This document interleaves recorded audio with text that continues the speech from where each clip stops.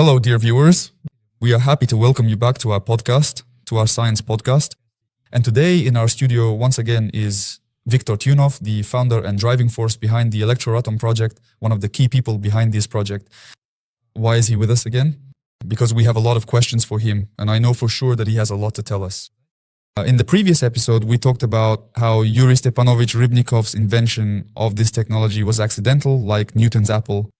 That is, he used paint, a spray gun, and noticed an electric current there.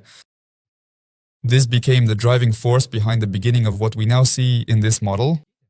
I would really like to hear in much more detail about how this technology is specifically used to generate electricity, how that energy is then stored, and what its further applications are. If you don't mind, let me correct you a little right away. Yes, regarding how Rybnikov noticed this effect, it was actually a comb through hair. It was Specifically a comb through hair. electricity. Yes, electric charges. Exactly. That's what made him think. Neither the comb nor the hair, so where does the electricity come from? And all of this eventually led to the creation of this power plant. So, for our discussion today, I'm going to explain in much greater detail the technology itself. And we will also explore the specific reasons why it has been designed to look the way that it currently does. So, earlier, when Yuri Stepanovich and I had just started assembling the power plant, it wasn't considered a power plant. We were developing a generator, a specific generator. And we never thought it would end up looking like this. It only took on this appearance after Yuri Stepanovich passed away. Unfortunately, he is no longer with us.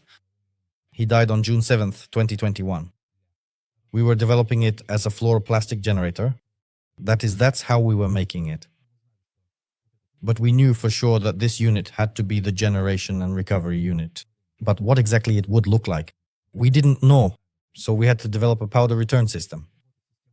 In other words, to create a closed loop for this system into the powder recovery system. We knew for certain that it is restored by means of grounding. So we definitely need a grounding circuit according to all the rules, which, by the way, are described in textbooks. All of this works. This grounding circuit is absolutely necessary. We knew that for sure. We knew the exact dimensions of the turbo generator. That is what size it should be. Because there are formulas and experiments that were conducted by Yuri Stepanovich, and accordingly, using these formulas, you can calculate what size it should be. But its actual shape and internal structure are, of course, a bit different. What you can see now on the website or in some presentations and so on, well, in reality, it's not like that. That's it. But that's not really important. The main point is that the powder particles interact with the body of the turbo generator. In other words, the turbo pair was selected experimentally, so-called. What is a turbo pair? It's two friction elements. That is, it's an epoxy powder. Specifically, epoxy powder is used there. It is a dielectric, as is fluoroplastic. Fluoroplastic is also the best solid dielectric after vacuum. Yes. It was especially important to select the best turbo pair, and it is this turbo pair that provides the maximum current. Then it was necessary to realize that an air preparation system was needed. That is, air itself plays a very important role. Specifically, its humidity, or rather, yes, the surrounding environment, so to speak. The compressor itself also plays a very important role. It must be a screw-type compressor. Yes, I can even, well, so to speak, lift the veil of secrecy a little. Oh, that's interesting. All right, let me explain. We conducted experiments using a piston compressor. A piston compressor differs from a screw compressor in that, well, what's the difference? The difference is that in a piston compressor, it's the piston that operates, right? It's responsible for pumping air into the receiver. Right. And in a screw compressor, it's the central screw mechanism, which operates in a way that's quite similar to those old Soviet era, manual meat grinders, that is ultimately responsible for continuously pumping the air into the receiver tank. Yes. It's like, a screw, sort of a small spiral. Yes, a spiral like that, and with the help of this spiral, air is forced in. The air is compressed into the system. So, the piston does this unevenly. Yes, it does it at a certain frequency, but the screw does it smoothly.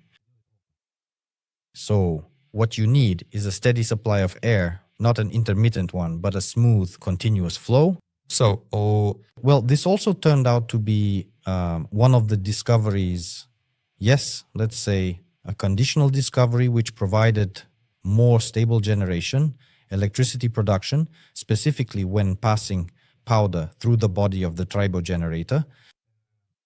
Here, you definitely need a dryer. Here it is. are these the 3 blue tanks here, right? No, not 3, only these 2. The ones that, are in the back. yes, exactly, those are the ones. This is a dryer, and to be more specific, it's an absorption dryer. This means that on the inside there are specialized granules which have the important job of absorbing moisture directly from the air. Right? So, this is also a very important point to understand. We prepare the air by completely removing all the moisture from it, and then, once that process is finished, we pump it into the receiver. I'll also explain why. In principle, the system can work without it, and in fact, when it's running in a cyclic mode, it operates without it, as if it's not even needed. I'll explain a bit later why this happens, that is, why it's needed. And next we can see the system itself. The system is here, the generation system and the regeneration system. And here, there are no grounding cables. These are high voltage cables, and here should be the grounding cables. So there should be a grounding system. And it's along these cables, which are missing here, that the powder particles are restored. This is what we talked about in our previous podcasts. So be sure to check them out. The model is visually as close as possible to the real thing. As close as possible, yes. The proportions have been preserved. Yes, the only difference is the presence or absence of some wiring elements. That's absolutely right. Yes, yes. Also here we can see, look, this is the cyclone, which also acts as the recycler.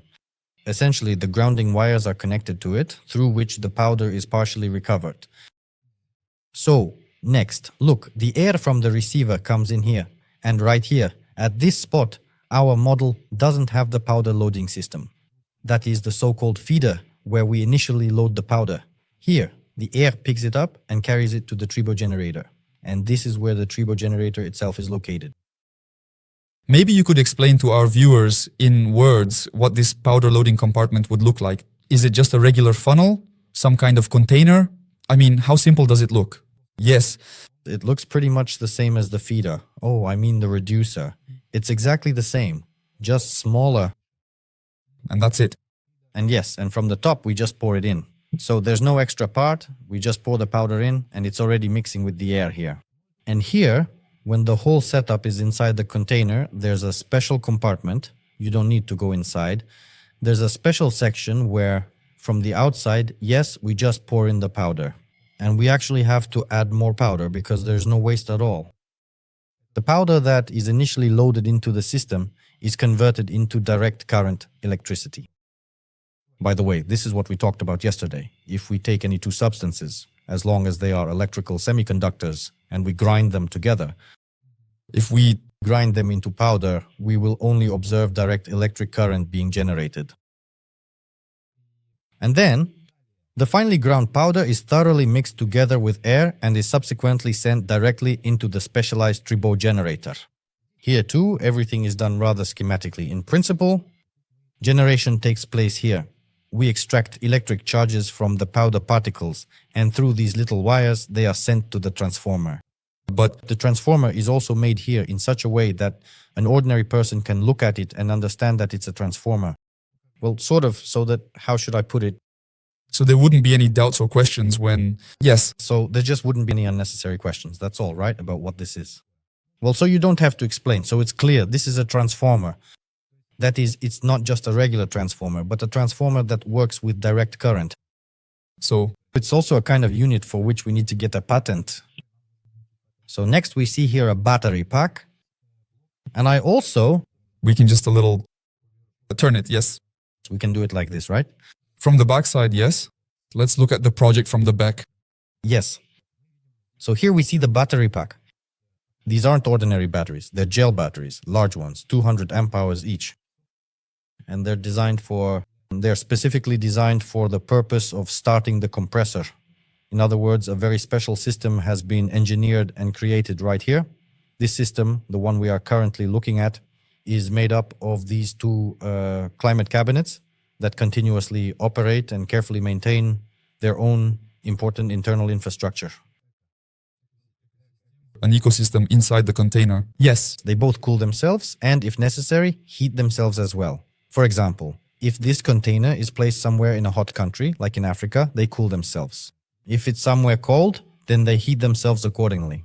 So they maintain the ecosystem, and that's more of an emergency option because the station itself is inside the container, and the container also creates its own ecosystem. Accordingly, there is air intake and air exhaust. Well, that's how the compressor works for us. Naturally, the air is filtered both at the intake and at the exhaust. Essentially, the only things that come out of the power station are electric current and air, clean air through this filter. That's its waste, so to speak. Let's put it this way. The exhaust is clean air. Of clean air, yes, exactly right. As strange and unbelievable as it may sound, the truth of the matter is that's exactly how it is designed to operate. You can think of it as being very similar to a built-in emergency system, a kind of fail-safe mechanism. So even in a situation where the primary ecosystem support system completely fails here, the secondary ecosystem support system is meant to take its place. This naturally leads us to the important question, well, how is this actually accomplished? It's done with air conditioners. So these are air conditioners. Right now they can either cool for us, correct? Well, there are also additional heating elements. So even if this suddenly fails, we have climate control cabinets that operate in their own mode. They still cool or heat themselves independently. The station can run on batteries in case of an emergency. If, for example, some kind of accident happens and your station is connected, say, to your business or to your house, let's consider the house as an example. If it's connected to your house operates autonomously, meaning you don't draw electricity from anywhere outside. In the event that something unexpected happens to the station, for example, a power outage, the system is fully capable of running on its internal backup batteries for a period of about 3 days. During this time frame, our technical support colleagues will certainly arrive on site to diagnose and completely fix whatever the problem is. Okay, so with that covered, I am now going to tell you about precisely why the receiver is so important and needed right here. Its main function is to start up the power station. In the absence of any external sources of electricity, all that is required to start the system is a ready supply of compressed air. Assuming this has been filled in advance, we can then simply open the air valve and the process of electricity generation will begin immediately. The station starts to come alive and the compressor turns on accordingly. And so, generation happens and electricity starts flowing to the consumers. Excellent. So, that's basically how simple this generation is. Well, simple in a manner of speaking. At this point, it has become this simple. Yes, now we can just sit here and talk about it. But let's say just a couple of years ago. It wasn't even discussed. It seemed kind of strange. Yes, I mean, at the very beginning, we couldn't even begin to imagine that it would actually be a complete power station and not just some kind of simple generator. Like, we're all used to, you pull the handle, it starts up and electricity flows.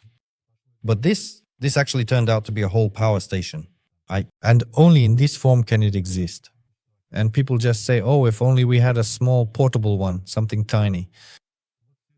The whole point is that electricity generation depends on the contact area. Yes, on the area of friction. And accordingly, the larger it is, the more we get. So if we make it small, well, accordingly, there won't be much. Well, you'll end up with an electric bell, so to speak. It won't be that efficient.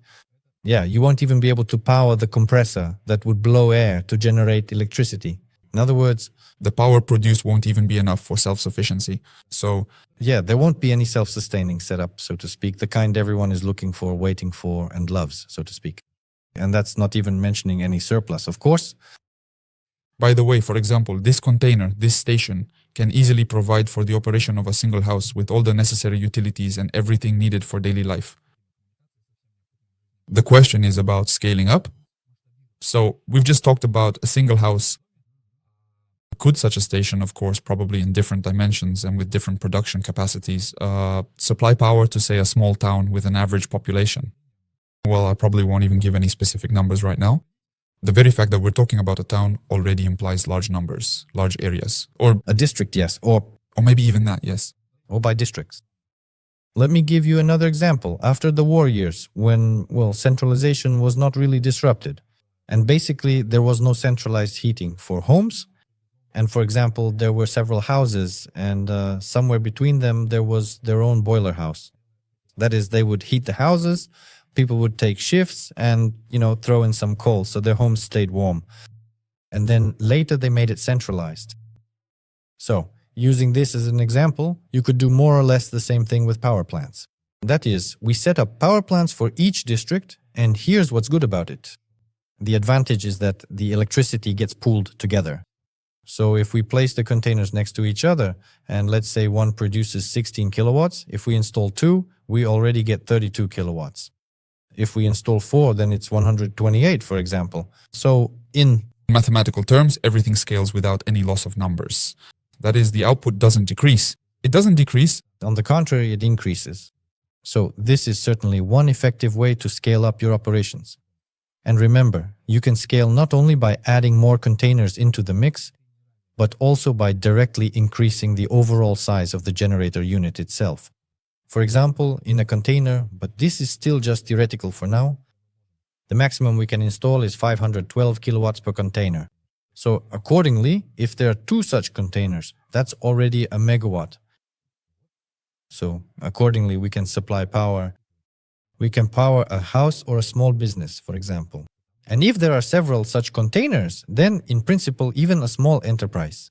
Now, if we're talking about some mega factories by certain standards, well, I think it's possible, but that's something that would need to be considered further. More precise figures are needed regarding energy consumption. That's something that needs to be considered. But a house, definitely, and a small business, that's for sure, absolutely certain. You can set up charging stations. Yes, a power station. Nowadays, there are more and more electric cars. And in general, the future really is with electric traction, yes. Now, I don't know, maybe I'm veering into conspiracy theories again and so on, but in the 18th century, we see things running on electricity. And there are vehicles driving around, yes, and scooters too. Then we see cars with internal combustion engines. And now we're coming back to electric technologies again, yes. And accordingly, we're moving in that direction, moving forward. Electricity consumption has increased, and for those who are keeping track, the number of nuclear power plants is also growing. For example, Russia is currently building, let's say with India, they've signed a contract to build nuclear power plants. Well, it's not exactly the safest thing, but it's profitable. Pretty much, because, well, you just load uranium or something else in there. You let it run, we heat the water, and that's it, as they say. The turbine spins, everyone is happy.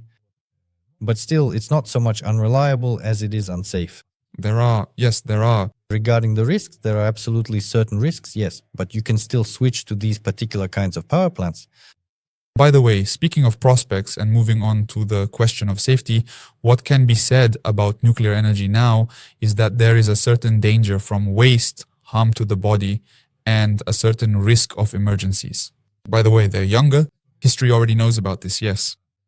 But can we really say with confidence that this installation is truly safe? That it doesn't pose any harm, not just to the environment where it's located, as everyone already knows about the Chernobyl nuclear power plant and how much damage it caused to the environment. In the event of a malfunction or some kind of breakdown, will there be any harm to the environment? And is there any harm from its operation? And how close can it be placed to a residence, to a home? Well, basically, look, let's start, as they say, from the end, about the residence, about the house. In fact, it can be placed right next to the house. Well, as for how aesthetically pleasing that would be, that's another question. Well, it's just a regular shipping container, really, nothing special. But if, of course, we improve it somehow, then maybe it could even serve as an extension to the house, right? So the thing is, people don't necessarily dislike it, but they always ask about the noise level. Well, the compressor is running, you say. Is it noisy in there? So, how noisy is your installation? Well, it's housed in a container, and the container is soundproofed. So, basically, the only noise is from the air coming out of the regenerator. And even then, it just comes out by gravity. There's no pressure or anything like that. So, it's not a hissing sound or anything. It just comes out freely, that's all. And the screw compressor itself is actually quite quiet. Even if we're just in the workshop while it's running, we can easily have a conversation like this without raising our voices. Basically, it's actually pretty quiet.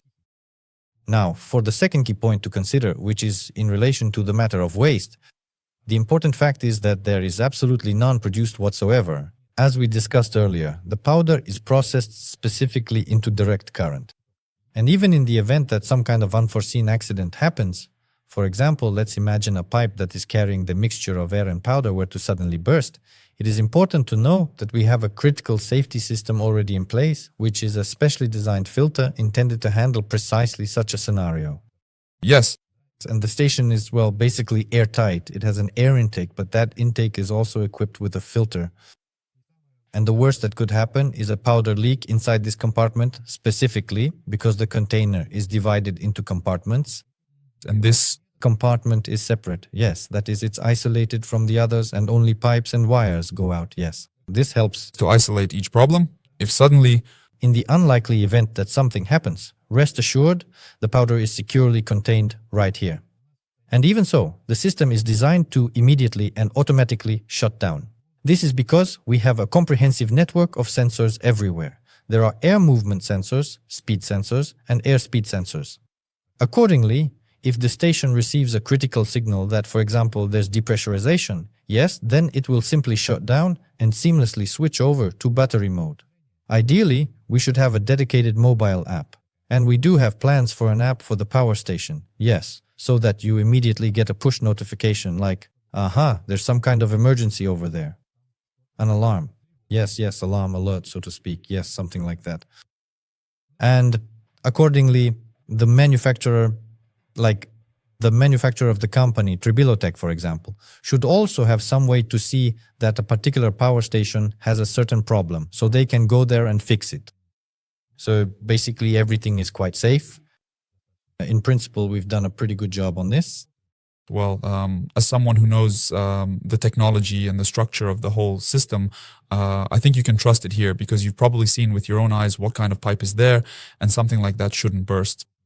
So, based on these important guarantees and the state of the technology as it currently is right now, I would really like to ask you, where do you personally envision the project in, say, 5 or perhaps even 10 years from now? What kind of condition do you expect it will be in? What sort of scale will it have managed to reach?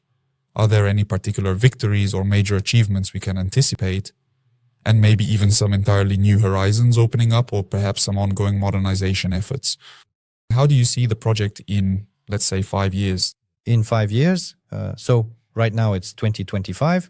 Yes, we've already been around for a year. The project has existed for a year. And the development of the power plant itself took a few more years, from 2014, roughly speaking, up to this stage of development. So, to give you a clearer picture of our current structure, what we have now is a dedicated investment company, which goes by the name of Latom. In addition to that, we also operate a specialized technical company known as Tribal Technology. And this is the entity that actually owns all of the core technology. And Tribal Technology has a formal contract with Latom, the designated investment company, and Tribal Technology is the primary initiator of the project, known as Electroatom. Accordingly, the investment company is engaged in the crucial task of raising funds and has its own specific goals and objectives to meet. While Tribal Technology, which is the entity specifically responsible for the complete development and final assembly of the power plant, also has its own particular set of tasks and goals to achieve. The project is planned to run until the year 2030. At that point, it should be fully completed. And I think it will be, since everything is generally going quite well.